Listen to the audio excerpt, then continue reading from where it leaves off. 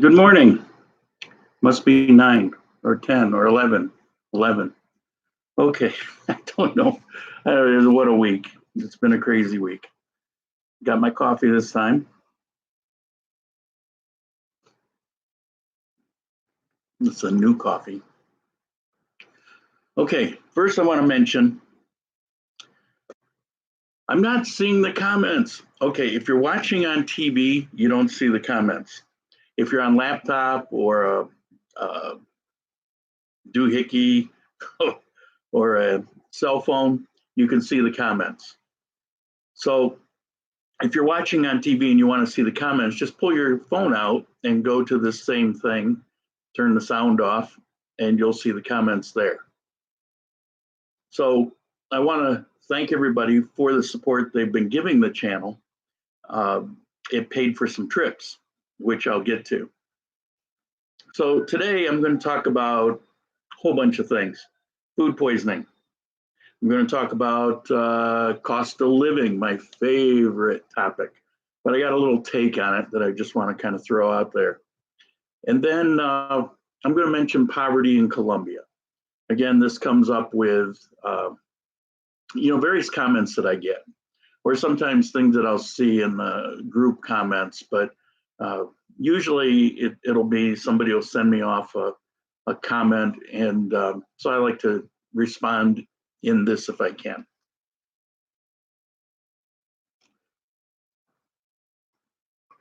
Hold on. Man, it's hot. I just poured it before I sat down.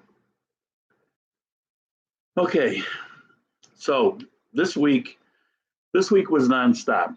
I got a fair amount of support over the last couple weeks, and what I do is I turn that into the cost of going out to visit these places, or save for equipment problems. So this week I actually went to 3 locations. I've got 3 videos waiting for editing. I went to Pereira, to the Price Mart, and decided to do a particular video on that. I think it's important enough, if you're going to be coming here to know about it, know what it's all about. So I've got a video about that. And as I was going on that video, I was accosted by the police. And so in that video, I'll talk about that. No esposas, no handcuffs. Yeah, it's kind of cute. The word for handcuffs is esposas. Esposas is your spouse. Handcuffs. Cute, right? Okay. And of course, it's the feminine version. And then I also went to Pihao, where I bought this coffee, which is in this cup. Interesting thing about this coffee region, it reminds me, I'm from upstate New York, and around the Finger Lakes, you have these, they call them wine trails. They're not really trails, they're roads, but they go all around the different lakes. And as you go on these wine trails, there's all these wineries because it's wine country. So there's all these wineries. So you can hit this one and then drive a little further and hit another one. I mean, nothing better than alcohol and driving, right? Well, that's New York for you. And in these wine trails, you get all the flavor and the uniqueness of each particular vineyard. And I know in California, it's the same thing.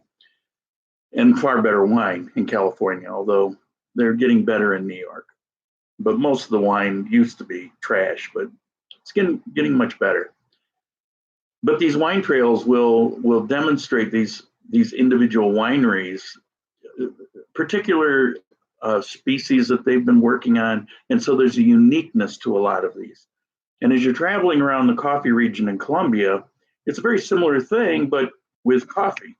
You have these coffee plantations, or whatever they are, coffee farms, that have a lot of pride. And many of these go back generations in their family, and they work on, they want to have something that's the best, something they can brag about, something they can bank their future on. maybe someday get discovered and everybody will come knocking on their door and pay twice as much. Smart business. So they have these things that they're fiercely prideful about, and it's a treat. I mean, it's a treat to go there. Sometimes they fail, but pretty much always it's quite good. And it gets to the point of, how do you really judge this great coffee versus this great coffee? And I can't. I'm just happy that I keep finding great coffee.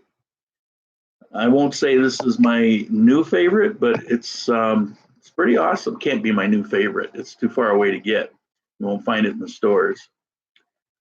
So those were my trips this week, and those videos will be coming up. Now, Pihau will be a video, Buena Vista will be a video, and the Pareda will be a video. One of those will become one of the bonus videos. So this Wednesday, probably Pihau. And this week, I'll probably put the Pareda Price Smart video out as a bonus video. So there'll be 2 videos this coming week. Okay, my topics. Now, first, I don't know if you've subscribed to, but in Cuenca, Ecuador, there's a online newspaper. It's called Cuenca High Life. If you don't subscribe, you might find it interesting. Sometimes the comments are horrible, but am I serious? Let me before I get started on this, on the comments, when I get through these topics, if you have questions, feel free as I get towards the end of this, in about a half an hour, to post up your questions. And then after this, we'll do a Q&A. So questions that are there. But if you post them now, of course, it'll probably distract me like that. But it may not get remembered. So if you got the question, you can make comments, but if you have any particular questions so they don't get lost or overlooked, try to do it towards the end of this portion. Okay, so this Cuenca High Life had an article this week that kind of hit home personally for me. There was a university study in Quito where they went to Guayaquil, Cuenca, and Quito, and they took 120 samples of food. And I believe these were street foods, but what I'm about to say really applies across the board. Of the 120 samples, and this is kind of disgusting, but 80% had E. coli, fecal E. coli in them. 80% of 120 random samples. Now, the reason it hit home for me is I did 2 videos about food poisoning. It goes back a couple years. 2 videos. And of course, as always, I get slammed by the gringos and the local people. They say, yeah, you're right about this, that, and the other thing. But the gringo, how dare you say something about my precious Ecuador? It's a great place, but you just can't pretend that there aren't issues when there are issues. And while I'm living in Colombia, I lived over 3 years in Ecuador, and this is about both places. And in the future, if it ever clears up, it'll be about Venezuela because I'll spend time there. And one of these days, I'll go back to Panama. My mother always said, if you have nothing nice to say, good place. So these food poisoning videos were about, you have to be careful because there's no regulation there. There's no inspections. And you find a lot of people that are just cranking food out without, that cliche about they made food with love. Well, you find a lot of people that, make food with not liking. So what I did was, my friend Marie and I decided to specifically check this out, why I was getting food poisoning or lesser grades of it. more than ever in my life. And I've been to some pretty, you know, I've been Philippines and Mexico and places to Vietnam, places you typically think of with food poisoning, and I didn't have issues there. So what we did was I would go into a restaurant and we'd just kind of check it out and make some notes. And then I would actually look in the kitchen. And I was horrified to what I saw in many of these kitchens. I mean, people just, I saw this one old lady sneeze into her pot of soup. I mean, she didn't even turn her head. It's like just oblivious, don't care. I saw raw chicken on a filthy floor. The floor looked like it hadn't been cleaned in forever. And I could go on and on. I mean, so it was no wonder that there's food issues, you know, and now a lot of the restaurants had very good standards, but most did not, particularly the lunch almuerzos. It was a problem. So I was gratified to see that somebody's actually looking into it and doing something. And it's beginning with this study, that really tore the Band-Aid off. It's exposing. Now in Colombia, let me relate it to Colombia. Like most places, I've never been sick on the food. I don't have a problem with food here. I don't worry about it. I can go up to a street vendor. The thing you need to do anywhere when you're traveling is you need to kind of suss out what the attitudes are. And if you look in kitchens, which I do, you look in the kitchens and you see that they're wearing, you know, hair things and they're wearing gloves, or, you know, the kitchen's clean, the utensils are clean. You got a pretty good shot that, you know, they actually care and you're going to be okay. There are standards and inspections in Colombia. Now, I don't know to what degree, I don't know to what extent, but what I do see is a lot of good process and procedures used to the point where I don't worry about it, I don't think about it. And all the time I've been here, whether you go back 17, 18 years ago or the last few years, never had food poisoning or even a lesser version of it. So take that to heart. And if you're in Ecuador, just be cautious. There's a lot of good places, just choose wisely is what I'm saying. I mean, I'm not running that down. Just if there's something that's not good, avoid it, but know the difference. All right. I ate street food in Guayaquil and got really sick. Well, now you know why. Okay, what else have I got here? The rule of sevens. This, believe it or not, is kind of important I'd say when you're living here. They do the European version, that little cross thing. If you don't do that, they're going to read it as a 1. If you're doing any kind of banking, for example, I have to pay for my rent by depositing it in an account because the guy's in Bogota. So I actually deposit it in his wife's account at the Colpatria a few blocks from my house. And so I have to fill out a deposit slip. And the first 2 times I had issues because stupid me, even though I know it's a 7, it's not that important. You know, I make it very clear, very evident that the 1 is just a straight line. I don't put the little thing on it, or, you know, so nobody can mess that up. Well, they can because they're used to seeing it a certain way. And if it doesn't have that crosshatch thing, what are they going to view it as? You know, so I won't spend a lot of time on it, but if you're in Colombia, learn to do that. Okay. I was asked a question about hand holding. And the question came in a form of, there must be a lot of lesbians in Colombia, because in your videos in the background, I see women holding hands all the time. Well, you know, I think when it comes to gay, lesbian, that percentage pretty much holds true everywhere in the world. I don't remember what it is, 6% or something. I don't know. I don't know what the percentage is.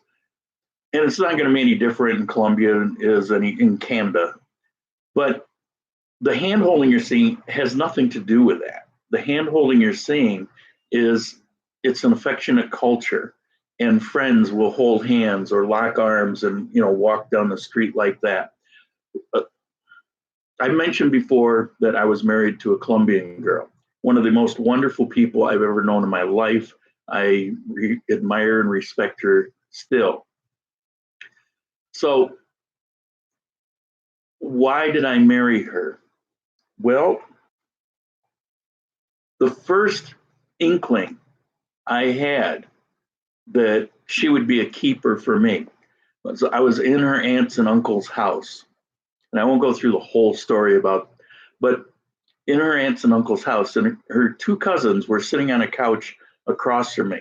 And they were sitting right next to each other, and they were just kind of cuddling and holding hands. And it kind of struck me because we don't come from a culture that's really like that.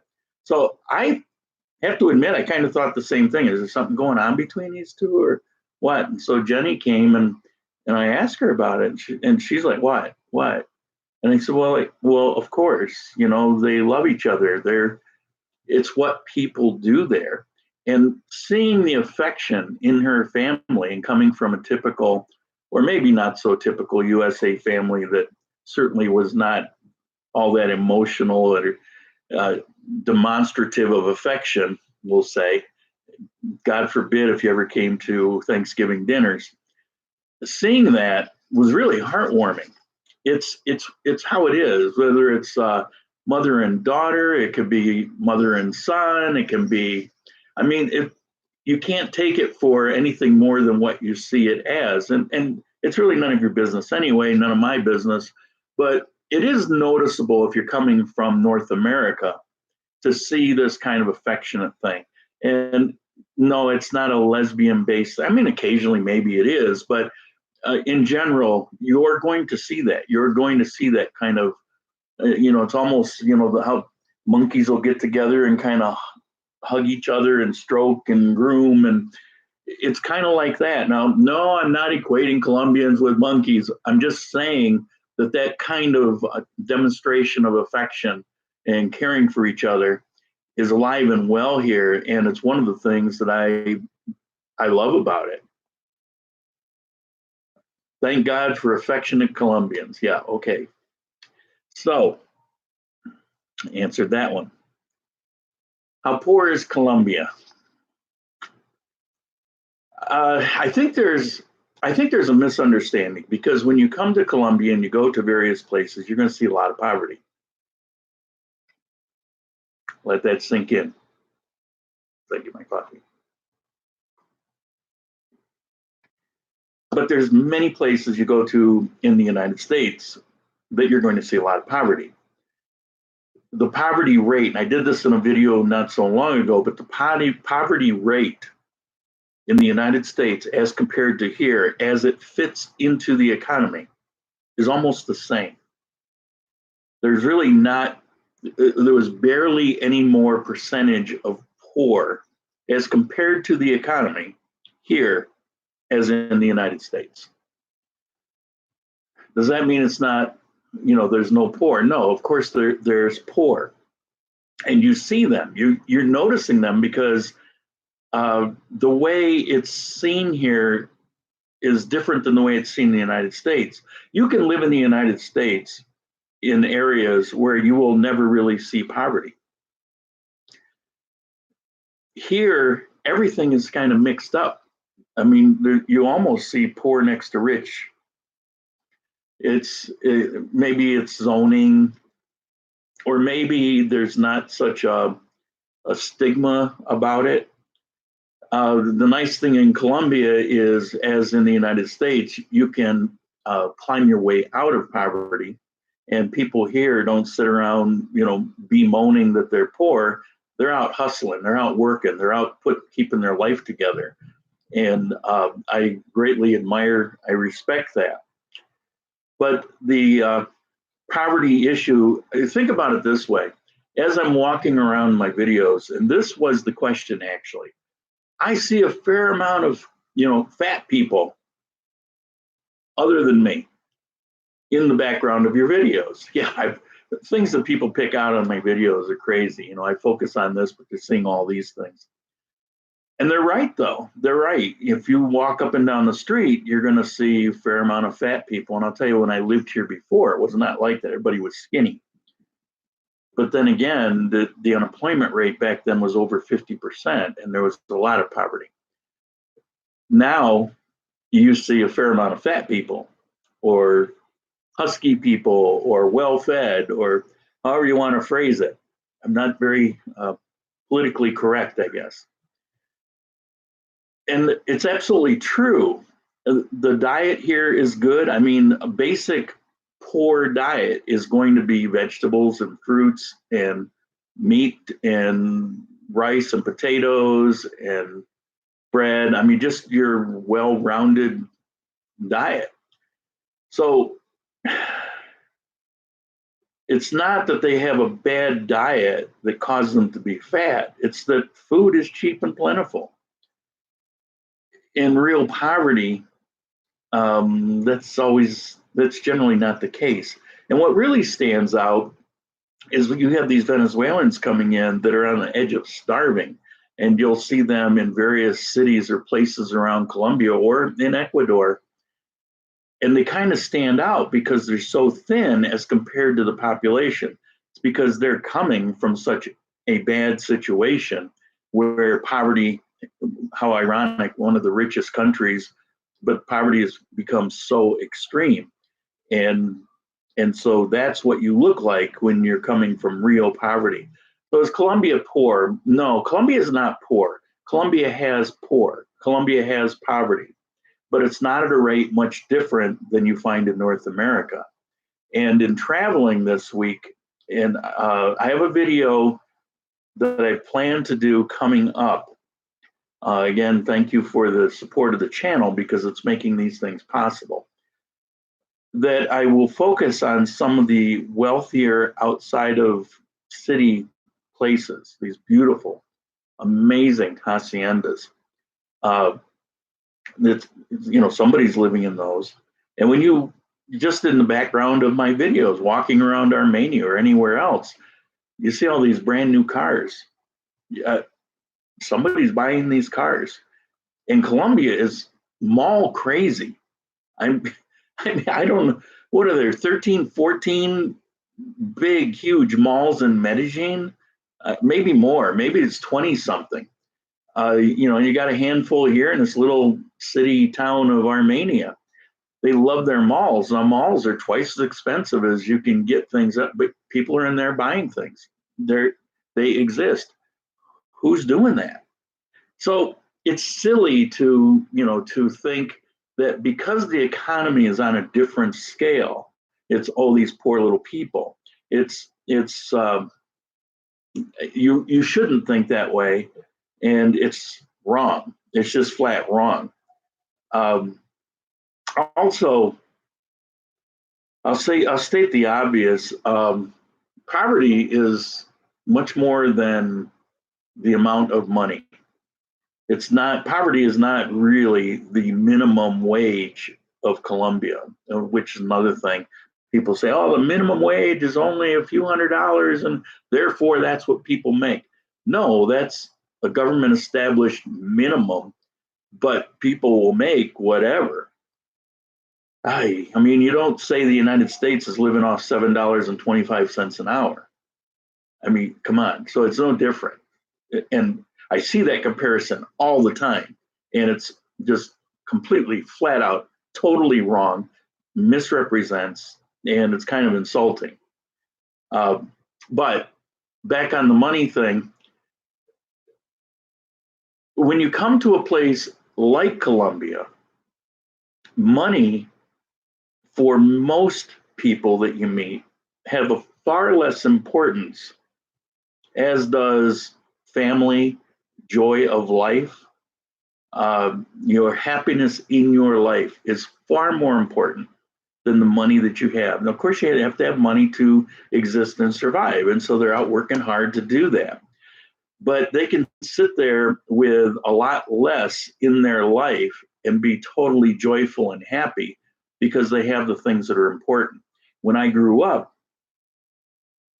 it was kind of like that in the USA, but you don't see that so much anymore. Now it's all about, things, and it just continually seemed to go in that direction. But family is everything.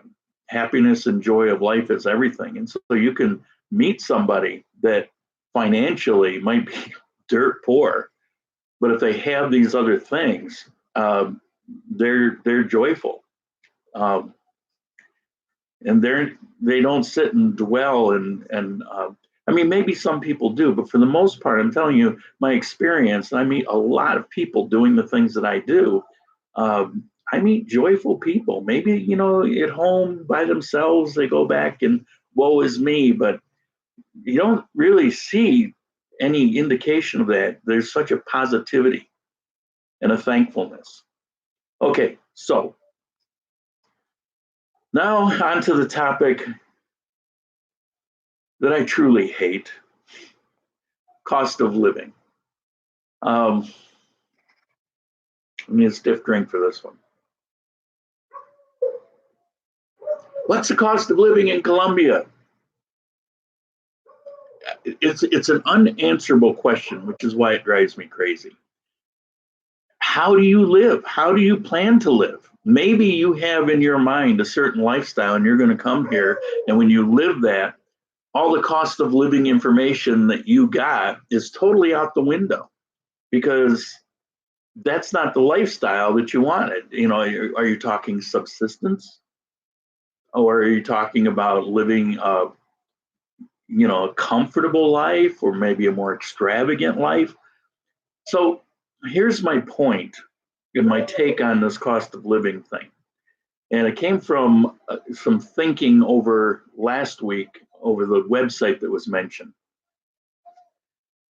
Local beer, 2,000 pesos, 60 cents for national, like a Budweiser of Colombia.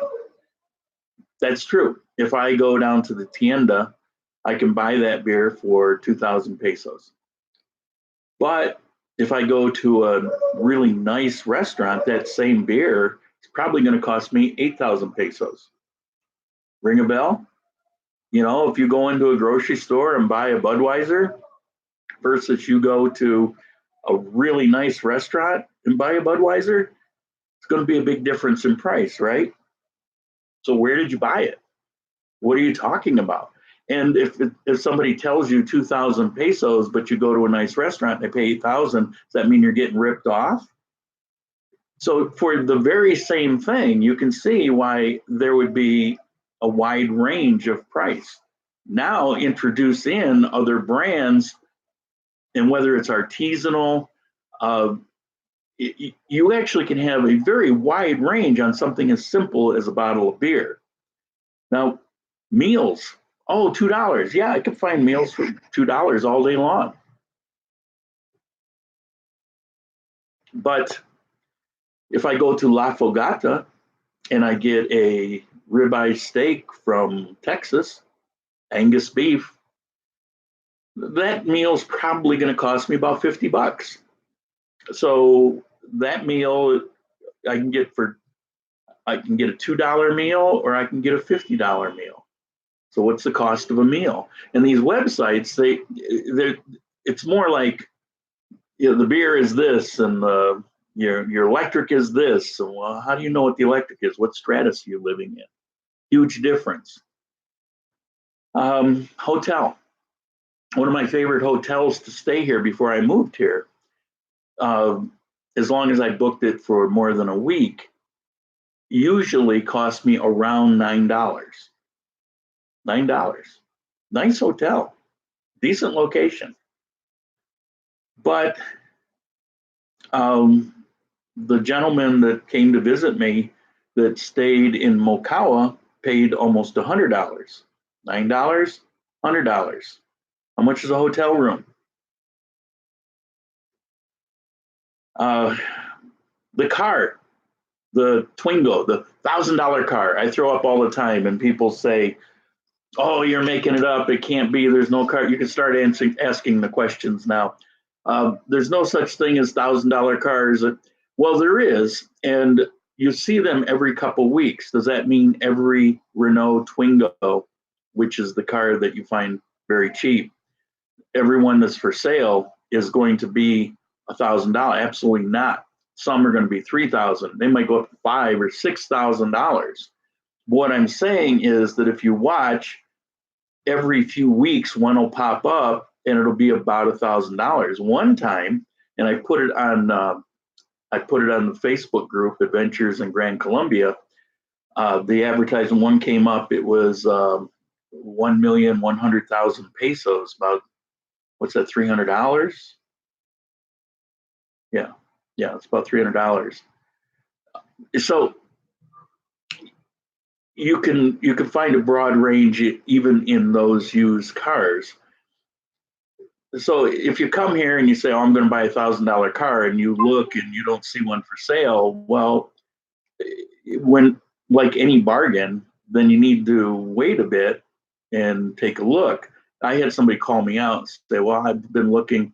Well, you keep looking and you'll see it. I see them time and again, but then again, I'm watching all the time, and I might not see one for a couple of weeks, but then lo and behold, another one will pop out. So that's kind of the norm low end rate, for that car. Then these are roadworthy cars. Not to say that you might not have to put some work into them, but they exist. So this cost of living thing, there's so many variations about how you live, where you're living. If you're in Medellin, you're going to pay way more than if you're living in a place like here in Armenia. If you live in Bogota, you're going to pay more, or at least as much as Medellin. Depending on where you live, it can be more expensive in Bogota. So, there's so many variables to it. It's exactly why I hate that question about what's the cost of living in Ecuador? What's the cost of living in Colombia? How on earth do I answer it? It's like, okay, in my pocket, I've got a piece of string. How long is it? I mean, you don't have enough information to go on, right? Well, that's what cost of living is. And so to put a video out, I can walk through a store and show something, but maybe it's a store that's not even in the town they're going to go to, and maybe they won't find that particular deal, or maybe it was on sale, or again, there's so many variations. So in general, I try to throw out once in a while what I paid for this or that, or I mention it so you can kind of get the gist of it. But if you want to know, bring your lifestyle here, go out and check it out, compared to what you would buy, where you would buy, and then you're going to know. Otherwise, the other information can mislead you. All right, do we have any questions? I have one here. Okay, do you have a bank account in the US, and will they let you have one without a US address? Yes, my bank is in the US. I do all my banking transactions through that bank. I use Capital One 360 checking. Apart from Schwab, Capital One is probably the best debit card to have if you're traveling. Also, it's an account that has no fees. I've never paid a fee. As a matter of fact, if I have any money in there over the course of a month, they actually pay interest. So it's a great account as far as that goes. No fees involved, and a debit card that's stellar anywhere in the world. You get fees back from ATM charges. It's just awesome. Yes, you need a US address. I mean, you can't open a bank account without having an address. I am, in the beginning, before I knew better, go back 4 years, I took advice from, these gringo boards that tell you all these things, what you should do. And when I was going to Ecuador, they said, what you want to do is use one of these mail services. All right, makes sense. So I subscribed to a mail service, $20 a month. That's a lot of money. So I've got this mail service that I almost never used, never needed, and had to pay this money. And it was something in Michigan. And even though they guaranteed it being a unique address, there were a couple of things that came up where I tried to use an address and it was rejected by some computer. There was something about it, and so they wouldn't accept it. So I will never recommend those things unless you're doing a lot of mailing, and you know, most people aren't. And the thing is, you don't ever want to use mail services anyway. You got to use something like DHL if you actually want to receive, or you want somebody to actually receive something from you. And God forbid if it's, you know, something important, you never use mail services, Ecuador or here. They exist, yeah, but I'm still waiting, going on over 4 months for a document I sent for. And I found one online and I took care of it another way, but I'm still waiting, still hasn't arrived, just for a simple paper document. Nothing anybody's ever going to want to steal, just an envelope. So it's not about that. It's just, they don't really, the United States and Canada have great functioning mail systems, but most of the world does not.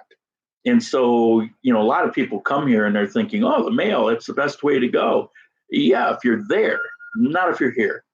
And so you need to use FedEx or DHL, basically. And you say, well, it's so expensive. Yeah, well, you don't need to do it unless it's important. You only need it for original documents, signatures. Otherwise, you got email, PDF, formats, you know, so you do everything that way. But what I have now is I have a half brother, and I use his address, which is right near where I lived for a long time. And so if anything important comes in, you know, he'll let me know. But basically, I don't really get any kind of mail. I've been away long enough and out of the stream of things long enough. Whoa, that jumped up. Thank you very much. Appreciate the assistance there. So yes, you need an address. It's not all that difficult to get a permanent address. It's a good idea. Also, if you receive Social Security, if you declare that you're living outside of the country, like on a permanent basis, then they're going to require you every year to prove your existence. And that can be quite problematic because you got to get the form, you've got to send it with a signature to the right place. I think the nearest one is in Panama. It can become kind of problematic if you're a little late on it. If you forgot when the time was for that, then your Social Security will stop until you get it taken care of. And that could be a real problem. The same goes for some other things. That's one example. So I do not declare, I'm on an extended vacation as far as the US government or anyone else in the United States, as far as they're concerned, because I have a permanent address. I've got a bank account there. There's nothing wrong with what I'm doing. It's perfectly legit, perfectly legal. You know, keep one foot in the door because you never know what goes on in the world, how things will go. So yes, that's my recommendation. Have a permanent U.S. address, have a U.S. bank. I have zero need to bank with a Colombian bank or Ecuador bank. In Ecuador, I thought I needed to. I got the mail service. I went out and I opened a bank account, and then I opened another one. One was like a credit union, a co-op, and then I opened actual bank, Pachincha. I never needed them, but they have fees, and so they're, you know, it's like, where'd the money go? Well, they ate it up in fees, and now I owe them money, and so you paid them off, canceled the account. It's make your life as simple as possible. Okay. Have I encountered any service sector labor strikes in Armenia? How does it compare what I encountered in Cuenca? They're similar. Have I encountered any here? Not in a while. The last one I saw was before I was living here, and I came on one of my 2-week excursions. And at that time, there was a big protest at the border. I got a little bit of it in a video, but again, you know, it's problematic getting a lot of video about things that I wish I could get. But it was a little bit, but it was protests here are more of a fiesta. It's more of a celebration. They're not threatening. I was in some protests in Asia, got caught up in, warned against going out, and of course, then you do the opposite. And they had masks hiding there. They're like Antifa, but they were communists. Well, pretty much the same. But they had their hammer and sickle signs, and they're marching around. And here I am, obviously round-eyed gringo with short hair. At that time, I was in the military. Perfect target. And there was a lot of hostility. There was a lot of hostility going on. And understandably, and it was the reason I shouldn't have gone out. Here, when you have protests, they're not really angry in particular about, anybody in particular. And it always seems to be the same two things. Price of gasoline.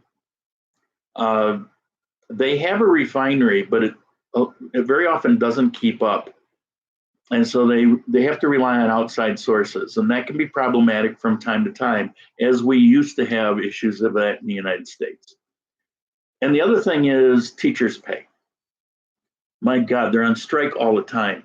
I personally, if I were king of Colombia, I would ban these teacher strikes, because I swear they're out more than they're in. And all it does is hurt the students. It's just a bad situation. But again, those usually kind of combine around the same time, it seems. It's funny, I just brought this up with a friend of mine, and she was laughing because she said that what I was saying was exactly the way it is here in Armenia. They're non-threatening. As a matter of fact, they're entertaining. They usually will meet somewhere, like one of the parks, usually a boulevard park, and they'll play music, they'll be dancing. They're pretty cool. I think I got some video of one of the protests here in Armenia. I don't recall for sure, but it was at night, so the video might not have been too much, but I think I did. They were playing that Ricky Martin song. So they're pretty cool. So I don't know if you have a concern with that or not, but I would say don't sweat it. Enjoy it. Join in. Have a beer with them. If you're a dancer, dance with them. Okay. Oh, another donation. Thank you. Thank you so much. You two just paid for a trip. Service sector jobs. What about taxes? You aren't declared as living abroad. Okay, taxes. Okay, first of all, if you are a U.S. citizen and you owe taxes, then you have to file and do that, even if you're somewhere else as a legal resident. But if you're of a certain amount, for example, if all you're drawing is Social Security, you're not going to have any tax there to worry about, so it's a non-issue. Here, I have to be careful what I say, because again, there's so many different situations, and I want to say something that you take it as gospel for your situation. But I'll try to say it. All right, I gave the warning, so now I'm going to say it the way I see it. If you're here on retirement, and if you're somewhere in the range of $2,000 and less, you're probably not going to reach any kind of threshold where it comes into effect here in Colombia. And in fact, that's considered here retirement money is money already earned. It's not like the same kind of income. It's income to you, but it's almost like it was in a savings account and now it's coming to you. It's not fresh earned income. Where you get into problems in Colombia is if you do something here where you're earning money from this economy. Now, all of a sudden, whatever that is, along with the money that you receive from retirement, becomes subject for taxes. So if you want to make a little extra money as a teacher, but you have retirement money, for example, and so you're only going to make maybe a few $100s a month as a teacher, plus they pay a few benefits. That's all well and good. But if your retirement money gets dragged into that, and now you've got to pay, you know, a certain percentage of tax on all of that. You could be losing money. Personally, I think people probably shouldn't come here unless they have an outside source of money, at least to avoid a lot of situations, a lot of issues. You know, do what you want to do, obviously. And some people want to come here early, and the only way they can do it is try to make money. Well, unemployment rate's not too bad here. I think last I was reading, it's around 8%. Not, you know, for Colombia, it's amazing considering less than 20 years ago it was over 50%. But it's not the kind of economy, you're not part of it. And to come here as an outsider and try to come in and essentially take jobs from someone else, probably not the, you know, the best way to approach this. If you're going to get income while you're here, the only thing I would suggest is to have an outside income that you can do over the internet. Then it's not generated out of Colombia. It doesn't fall in a tax thing. Nobody knows, and it's nobody's business. And you do that. When I get consulting work, and I can do it here on a Skype call, and I get paid for that, that's, you know, that's money in the pocket that has nothing to do with Colombia. So that's kind of in general terms the situation about, you know, taxes. I have no tax issues here. Okay, what about taxes? Oh, another, thank you very much for the assistance.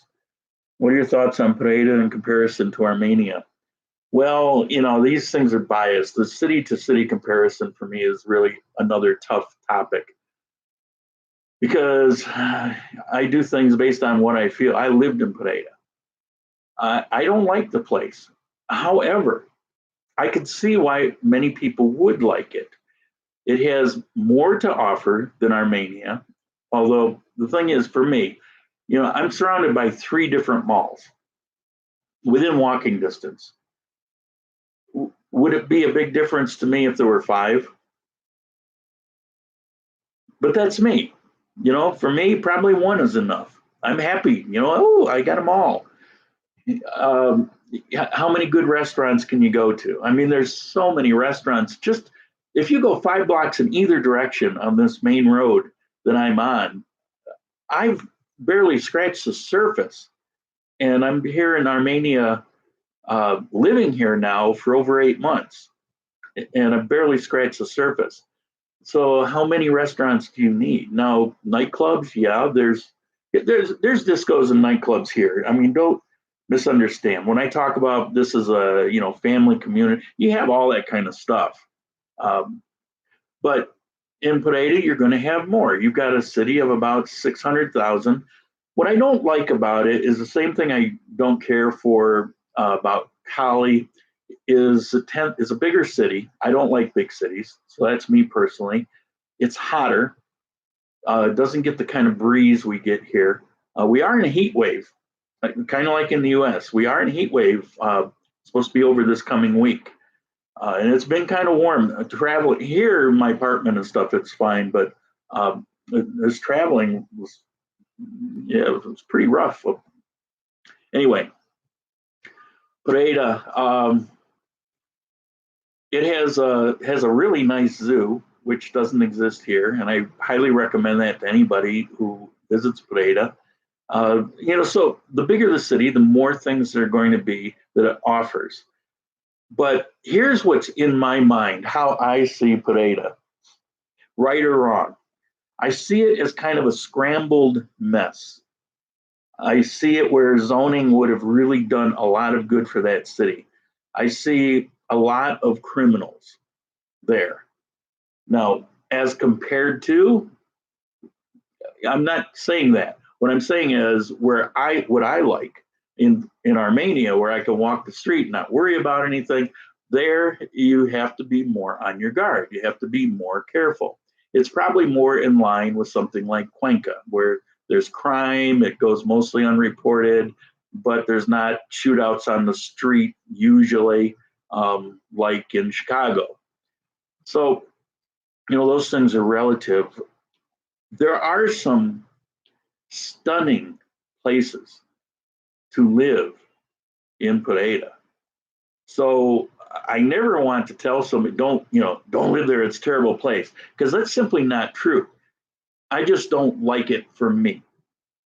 As a matter of fact, there's few places in Colombia that I would like for me. I would never want to live in Cali. I don't care for Medellin. Medellin is amazing. I've said it here. It's a world-class city, one of the nicer cities you can go to in this world. It's that beautiful. I never want to live there. Wouldn't want to live in Bogota. There's so many places for my personal reasons I don't want to live. Doesn't mean they're not viable places to go. When I talked about Cali, I got reamed on that by a bunch of people. Oh, Cali is this, that, and the other thing. For you, but not for me. And that's all I'm talking about is for me. So, always try to keep that in mind. These are my videos about me, my life, my experience, my biases, but I do proclaim bias that I have. It's not like I've got an agenda and I'm trying to hide it. I mean, how else can I approach it? Okay, what else we got here? Buy pants. Buy pants. I actually, that day, I have to say, it was kind of a joke. I mean, today, we got, see a bare leg there? But in my apartment, I wear shorts. So, yeah, buy pants. All right. Do you go outside late at night much? How is that scene? No, I don't. It's just not my lifestyle. The scene exists. Here, it's not every day of the week. It's mostly Friday and Saturdays. Most people tend to work. Like a lot of places you go where in the United States, depending on where you live, the town can kind of roll up during the weekdays. And it's that way here. Medellin, it's more like the New York thing where it's 24 hours and the city that never sleeps. Well, this place goes to sleep. And Friday and Saturday, it might be 2 or 3 in the morning, but during the week, it's probably more like midnight. I'm not a party guy, so I can't really give you, first half of my life, I was nothing but sex, drugs, and rock and roll. That was my life. And I got it out of my system. So I will say that there's no drugs there's rock and roll, but it's just in my apartment. There's no partying really in my life anymore. I like to go people watch. I like to visit new places, experience new things, meet people here, ask them questions. I like doing the videos, and that's pretty much my life. So it's you probably don't want to pattern your life of what I'm doing. Okay, what about Manizales? I lived there before. Yeah, Manizales is a great place. If there's one place in Colombia that might have better climate than here, again, that's a very relative term, but Manizales is just a really nice climate. It constantly rained. We get rain here. We get a lot of rain here. But here the rain comes at I can go out most mornings and do things until the afternoon, and then I'll get a shower. It doesn't last too long. And if we get a big thunderstorm, it's usually after the sun has gone down, and you might get a storm that goes for a few hours. But in Manizales, it just seemed to rain all the time, constantly. It's like London. I spent some time in England, and all those jokes about the rain and fog in London. Well, it's the way it is, And Manizales has that. So that's the one thing that's a little on the, you absolutely have to have an umbrella in your holster. Now, if you live on 23, which is the main street at the very top of the mountain, very top of the city, and that's your life, which can go on for a couple miles, it's amazing. It really is amazing. I don't even know how to describe it. You feel like you're in Europe, like an Austrian city. Restaurants are big and, like normal big restaurants. You don't have these really many hole in the walls. Shops with clothing from Paris. It's a beautiful place. The thing that ruined it for me is the people. Nice people, but I'm spoiled. The people in Armenia are in particular, they call it the amable city, the friendly city, and they do that for a reason. People here are so helpful, so friendly.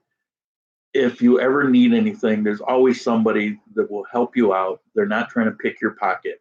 I love the environment here, even though I'm an antisocial person.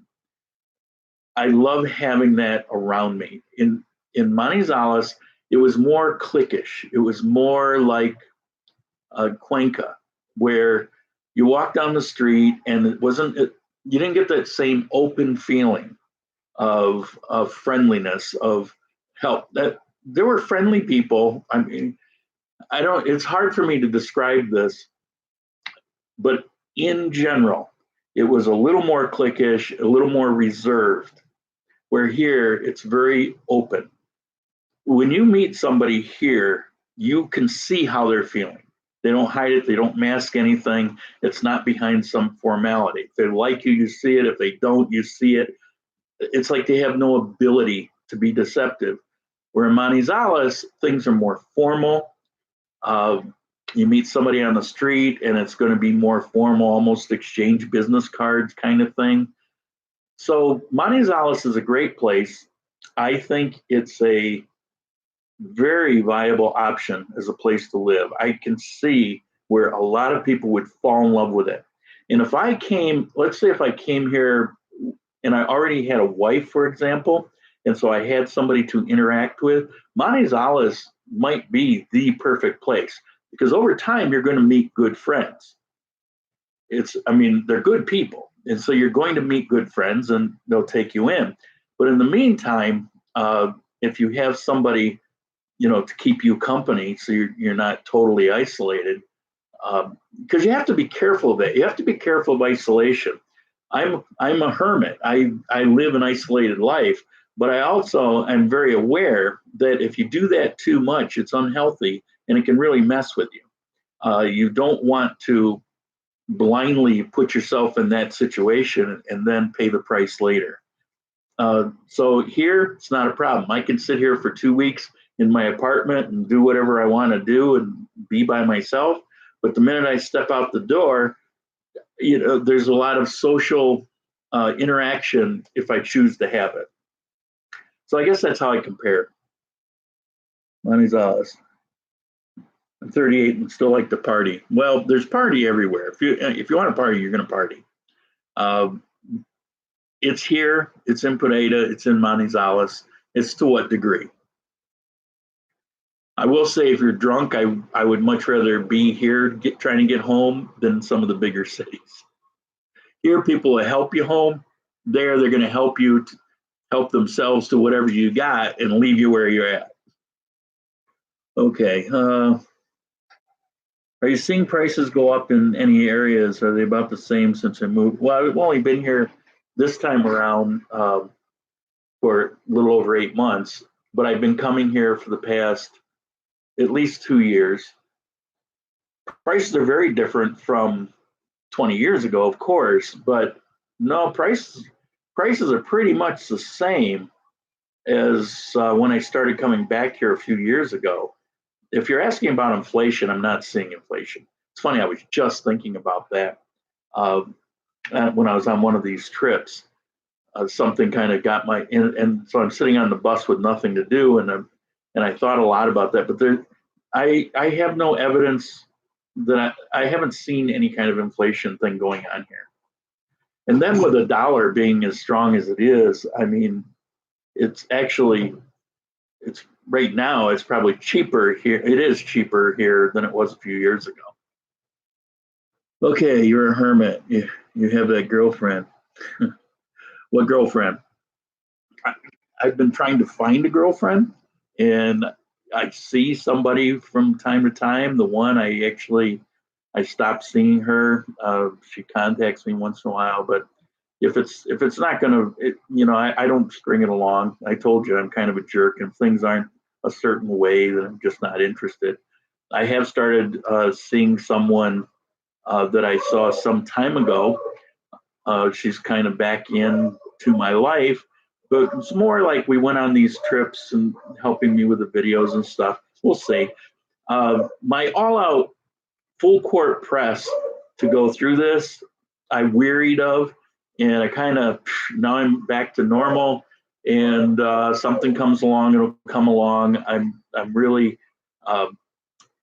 since things changed, so I could start really focusing on these videos again, and you guys have really been helping me a lot, and it's paying so I can actually get out and do the things I'm interested in doing and things that you want to see.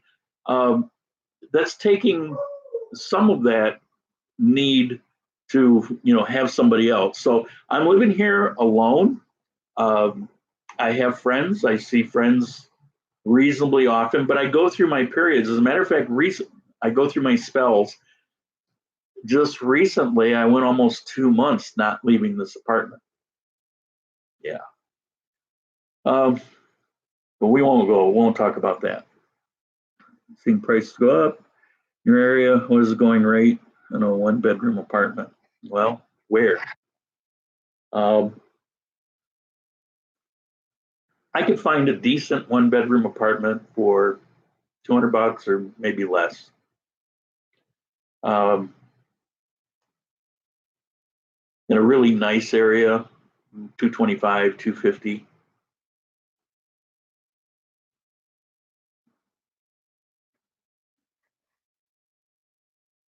Okay, that's it. And we're right at an hour, which is right on schedule.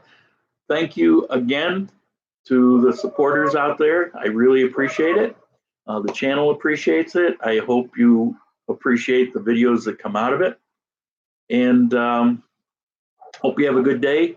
Think of your questions. Next Sunday, we'll be back at it, 11 a.m. for me, same as here. And hopefully see you soon down here in Colombia.